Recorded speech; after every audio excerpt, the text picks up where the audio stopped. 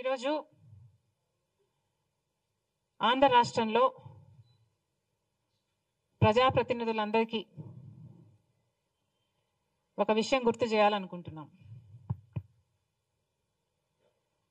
మన రాష్ట్రం ఏర్పడి 10 సంవత్సరాలైంది. కానీ ఇంతవరకు మనకి ప్రత్యేక హోదా రాలేదు. ఈ 10 సంవత్సరాలలో పట్టుమని కనీసం ఒక 10 కొత్త పరిశ్రమలు కూడా రాలేదు. దాంతో మన బిడ్డలకు ఉద్యోగాలు రాలేదు. పోనీ వ్యవసాయం బాగుందా అంటే అప్పు లేని రైతు మన రాష్ట్రంలో లేడు. మనకు రాజధాని లేదు, మనకు ఒక మెట్రో లేదు, కనీసం మనకు బడ్జెట్ కూడా లేదు. చంద్రబాబు గారి సూపర్ 6 అమలు అవుతుందో లేదో కూడా తెలియని పరిస్థితి. ఇది ఈరోజున్న వాస్తవాలు. కానీ మన రాష్ట్రం ఇంత డెవలప్మెంట్కు నోచుకోకుండా 10 సంవత్సరాలుగా అల్లాడిపోతుంటే మన ప్రజాప్రతినిధులకు ఆ విషయం కనీసం గుర్తన్నా ఉందా? ఈరోజు మన రాష్ట్రంలో పరిపాలన జరుగుతుందా? ప్రజాప్రతినిధుల దృష్టి అంతా ఎక్కడ ఉంది? చంద్రబాబు గారేమో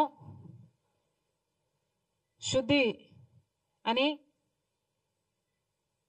శాంతి హోమాలు చేస్తున్నారు. పవన్ కళ్యాణ్ గారేమో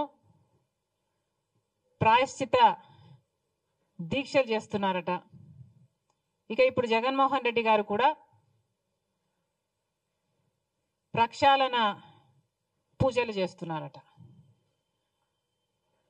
ఒకరి మీద ఒకరు పోటీ పడి మరి నీచమైన మత రాజకీయాలు కాకపోతే ఇది ఏమిటి అని అడుగుతున్నాం. చంద్రబాబు గారిని అడుగుతున్నాం.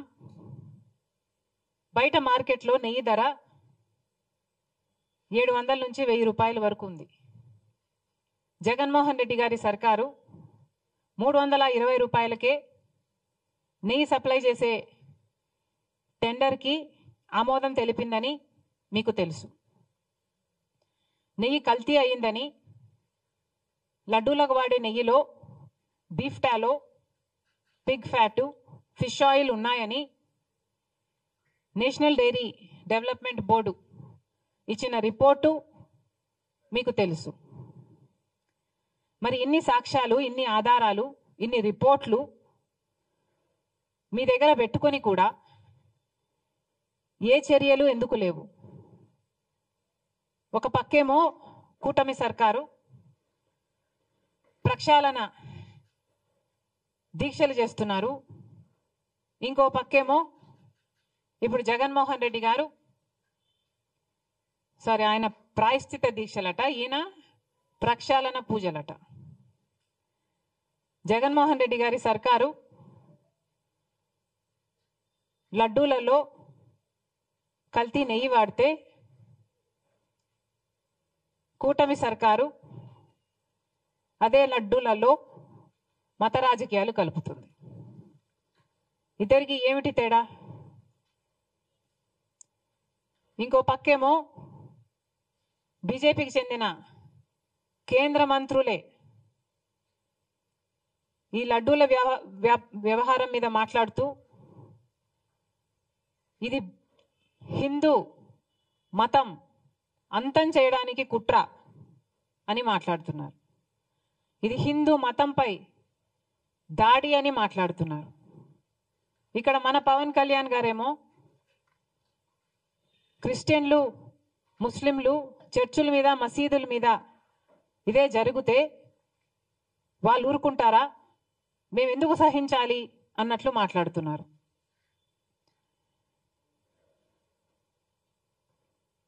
ఇంత దుర్మార్గంగా ఎలా మాట్లాడగలుగుతున్నారు?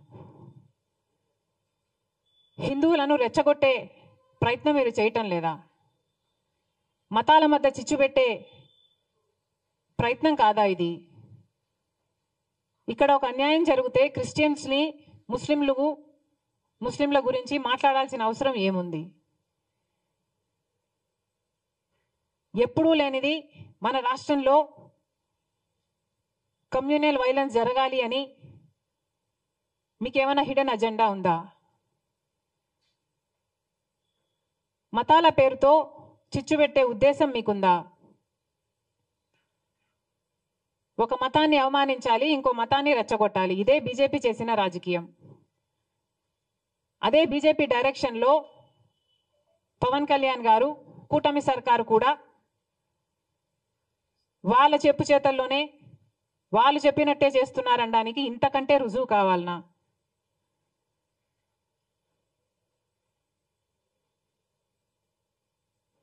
అసలు ఆంధ్ర రాష్ట్రంలో ఎప్పుడూ కమ్యూనల్ వైలెన్స్ లేవు. అలాంటిది మీ పొలిటికల్ మైలేజ్ కోసం, పొలిటికల్గా మీరు లబ్ధి పొందడం కోసం ఇది కావాలనే రెచ్చగొట్టే వ్యాఖ్యలు చేస్తున్నారా అని అనిపిస్తుంది. ఇది భావ్యం కాదు. రెస్పాన్సిబుల్ పొజిషన్స్లో ఉన్న వాళ్ళు రెస్పాన్సిబుల్గా మాట్లాడాల్సిన అవసరం కూడా ఉంది. అసలు కేంద్ర మంత్రులుగా ఉన్నవారు కూడా ఇంత నిర్లక్ష్యంగా మాట్లాడుతున్నారు. అసలు మోడీ గారిని అడుగుతున్నాం, మోడీ గారు మీరు గత నవంబర్లో అనుకుంటా వారు మొన్నెప్పుడో తిరుపతికి రావడం జరిగింది. తిరుమలలో మోడీ గారు దర్శనం చేసుకున్న తర్వాత 140 కోట్ల మంది భారతీయులకు మంచి జరగాలని ప్రార్థన చేసుకున్నానని చెప్పటం జరిగింది. అయ్యా మోడీ గారు, మరి అదే తిరుమలలో 140 కోట్ల మంది సెంటిమెంట్లు దెబ్బతినే విధంగా ఒక కాంట్రవర్సీ బయటకు వస్తే మరి మోడీ గారు ఏం చేస్తున్నారు? నేషనల్ డైరీ డెవలప్మెంట్ బోర్డు కేంద్ర సంస్థ. ఆ బోర్డు ఇచ్చిన రిపోర్టు ప్రకారమే చనిపోయిన జంతువుల కొవ్వు ప్రసాదంలో కలిపారు అని వాళ్ళు ఇచ్చిన రిపోర్టే చెప్తుంటే మరి మోడీ గారు కనీసం స్పందన కూడా ఎందుకు లేదు? మీరు చెప్పినట్టే 140 కోట్ల మంది భారతీయులకు సంబంధించిన అంశం. మరి అలాంటప్పుడు కనీసం ఒక సిబిఐ ఎంక్వైరీ వేయాలని మోడీ గారికి ఎందుకు తోచలేదు? 2 నెలల కిందనే నేషనల్ డైరీ డెవలప్మెంట్ బోర్డు చేతుల్లో ఒక రిపోర్ట్ వస్తే 2 నెలలుగా ఏమీ చేయలేదు. ఒక సిబిఐ ఎంక్వైరీ వేయడానికి మోడీ గారికి ఎంతసేపు పడుతుంది? మరి ఎందుకు చేయలేదు? నిజంగానే హిందూ మతం మీద కుట్రే జరుగుతుంటే మరి సిబిఐ దర్యాప్తులో అది తేలేది కదా? మరి సిబిఐ దర్యాప్తులో హిందూ మతం మీద కుట్ర జరిగితే అది దేశద్రోహం కదా? మరి అలాంటప్పుడు ఇంత సీరియస్ ఇష్యూ ఉన్నప్పుడు మోడీ గారు సిబిఐ ఎంక్వైరీ ఎందుకు వేయటం లేదు? చంద్రబాబు గారు కూడా సమాధానం చెప్పాలి. 2 నెలలుగా మీకు తెలుసు, 2 నెలలుగా ఆ రిపోర్టు మీ చేతిలో పెట్టుకొని ఏం చేస్తున్నారు? మీ 100 రోజులు పూర్తి చేసుకున్న సందర్భంలో మీరు అది బయట పెట్టారు అంటే ఏమనుకోవాలి? మీరు సూపర్ 6 అమలు చేయలేదు కాబట్టి ప్రజల దృష్టిని మళ్లించడానికే ఒక హిడెన్ అజెండాతో ఇది ఆ రోజు బయట పెట్టారని స్పష్టంగా అర్థమైపోవటం లేదా? చంద్రబాబు గారు సమాధానం చెప్పాలి. 2 నెలల కిందే మీకు తెలిస్తే మరి ప్రజలకు ఎందుకు చెప్పలేదు? ఎందుకు సిట్టు అప్పుడే ఎందుకు వేయలేదు? ఇప్పుడు చంద్రబాబు గారు సిట్టు వేస్తున్నారు. ఈ సిట్టేదో 2 నెలలు ముందే వేస్తుండొచ్చు కదా? ఇంత రచ్చ జరిగాక ఇప్పుడు సిట్టు వేశారు చంద్రబాబు గారు. అప్పుడే సిట్టు వేసునుంటే ఇంత రచ్చ జరిగాక ఇప్పుడు సిబిఐ ఎంక్వైరీ వేస్తుండొచ్చు కదా?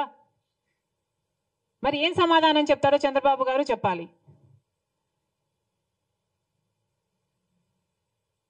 ఇన్ని ఆధారాలు, ఇన్ని రిపోర్ట్లు మీ చేతుల్లో పెట్టుకొని కూడా ఈరోజు ఒకవైపు తెలుగుదేశం పార్టీ అయినా, పవన్ కళ్యాణ్ గారైనా, బీజేపీ అయినా, జగన్మోహన్ రెడ్డి గారైనా అందరూ కలిసి నీచమైన మత రాజకీయాలు చేస్తున్నారు. మొన్నెక్కడో ఒక రాముల వారి రథం తగలబెట్టారని విన్నాం. వీళ్ళు చేస్తున్న ఈ క్రియలకు, వీళ్ళు మాట్లాడుతున్న మాటలకు ఇవి ఎక్కడికి దారి తీస్తాయి అన్న స్పృహ లేకుండా, అన్న ఇంగితమన్నా లేకుండా రెస్పాన్సిబుల్ పొజిషన్స్లో ఉన్న వాళ్ళు మాట్లాడాల్సిన మాటలేనా ఇవి? మళ్ళీ చెప్తున్నాం, లడ్డూ కల్తీ జరిగిన విషయంలో మతోన్మాద చర్యలు అవసరం లేదు, సవాళ్ళు ప్రతి సవాళ్ళు కూడా అవసరం లేదు. దీక్షలు, ప్రమాణాలు అంతకంటే అవసరం లేదు. ఇక్కడ కావాల్సిందల్లా నిజం. ప్రజలకు నిజం తెలియాలి. ఈ తప్పు ఎవరు చేశారు, పెద్ద చేపలా చిన్న చేపలా, ప్రజలకు నిజం తెలియాలి, చర్యలు తీసుకోవాలి. మళ్ళీ ఈ తప్పు జరగకుండా జాగ్రత్త పడాలి. అది మానేసి ఇలా నీచమైన మత రాజకీయాలు చేయడం చాలా దుర్మార్గం. మేము దీనికి వ్యతిరేకం. కాంగ్రెస్ పార్టీ ఒక సెక్యులర్ పార్టీ. కాంగ్రెస్ పార్టీ రాజ్యాంగాన్ని గౌరవించే పార్టీ. కాంగ్రెస్ పార్టీ అన్ని మతాలని గౌరవిస్తుంది, అన్ని కులాలను గౌరవిస్తుంది, అన్ని భాషలను, అన్ని ప్రాంతాలను గౌరవించే పార్టీ కాంగ్రెస్ పార్టీ. మా నాయకుడు రాహుల్ గాంధీ గారు సోదర భావం కోసం, ప్రేమను పెంచడం కోసం కన్యాకుమారి నుంచి కశ్మీర్ వరకు వేల కిలోమీటర్లు పాదయాత్ర చేసిన వాడు మా నాయకుడు. సవినయంగా హంబ్లీ వి సబ్మిట్ దిస్. కాబట్టి ఇంత నీచమైన రాజకీయాలు చేయడం మేము తట్టుకోలేకపోతున్నాం. కానీ ఎన్నిసార్లు అడిగినా అటు మోడీ గారు కానీ, ఇటు చంద్రబాబు గారు కానీ సిబిఐ ఎంక్వైరీ వేయటం లేదు. కాబట్టి మేము కాంగ్రెస్ పార్టీ ఈరోజు సుప్రీంకోర్టు చీఫ్ జస్టిస్ గారికి ఒక లేఖ రాయడం జరిగింది. ఈ లేఖ ద్వారా సిబిఐ ఎంక్వైరీ జరగాలి అని,